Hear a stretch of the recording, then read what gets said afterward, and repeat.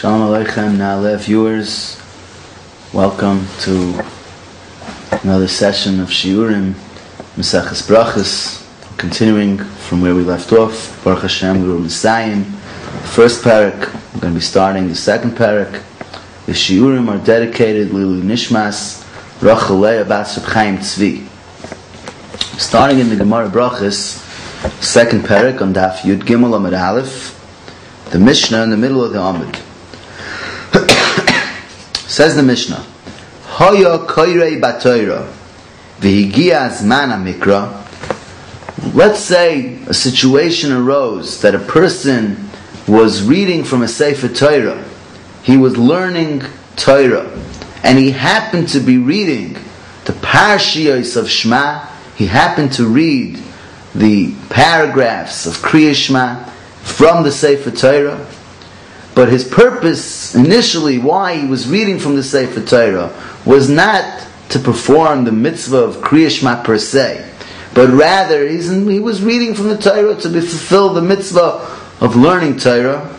Says the Mishnah, Hoya koirei batoira. If an individual was reading from a Sefer Torah, v'higia zman hamikra, and the time of reciting Kriat Shma arrived, im kivein liboy, if he has intentions. What exactly that means? If he has intentions, the Gemara will discuss. Doesn't mean he has intentions to fulfill the mitzvah of reciting Kriat Shma. And we have an indication from our Mishnah that there's a general rule that in order to fulfill a mitzvah, one has to perform the mitzvah, the action of the mitzvah, together within the intention, together with kavana to perform a mitzvah. Or does the Mishnah mean he has kavana, that he is aware of the fact that he's reading Kriat Shma? That's the discussion in the first sugya in the Gemara. Says the Mishnah, in kivein liboy, if an individual has kavana, if he has the proper intentions when he's reading from the Sefer Torah the paragraphs of Shema, Yatza, he fulfills his obligation. That's the first halacha of the Mishnah. The Mishnah continues, the second din in the Mishnah. Baprakim, Kriat Shma is made up of three different sections. The first parasha of Shema, V'ahavta, the second parasha of V'hoyim Shemaya, and the third parasha of Vayomer. So says the Mishnah, what is the halacha? The Mishnah will now discuss what is the din of when one can interrupt, and under what circumstances can a person interrupt and talk in the midst of reciting Kriat Shma. Says the Mishnah, Baprakim, if an individual is between the paragraphs, he's between the first paragraph of Shema, V'ahavta, and V'hoyim Shemaya, Shoyel mipnei hakavod. He is allowed to greet another individual if that individual is an individual that there's an obligation to honor.